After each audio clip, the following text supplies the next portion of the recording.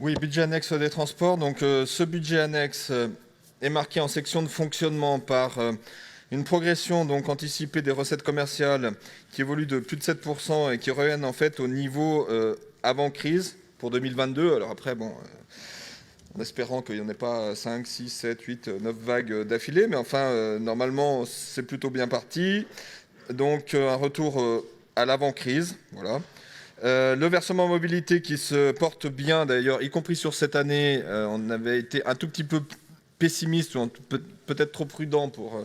Donc là, on revient à une estimation à 24 millions d'euros, qui est une estimation parfaitement crédible par rapport à ce qu'on enregistre déjà sur cette année 2021, pardon.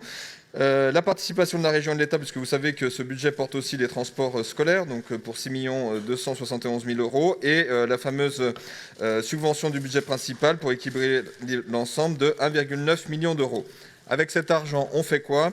Eh bien, on a une augmentation des charges à caractère général de 4,81%, notamment la prestation de la CIBRA, les frais de personnel qui augmentent, et les autres charges de gestion courantes qui progressent de 1,86%.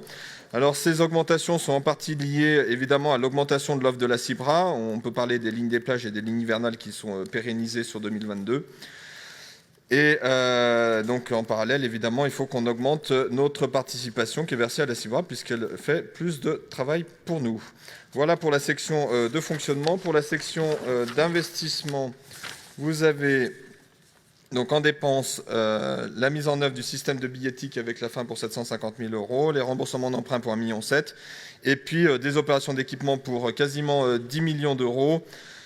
Donc 4 millions d'euros d'achat de bus, 300 000 euros pour le système de transport intelligent, 260 000 euros pour le schéma directeur d'accessibilité, 763 000 euros pour des travaux dans les locaux de la CIBRA, 1 million d'euros qu'on verra tout à l'heure avec la création de l'AP, le premier CP pour le lancement des études, cette fois dans le dur, du TCSPI, et puis 500 000 euros supplémentaires pour le déploiement de vélos Nessie et notamment du vélo en libre service. Tout ça est financé par des recettes, les opérations d'ordre et un recours à l'emprunt prévisible de 7,3 millions d'euros.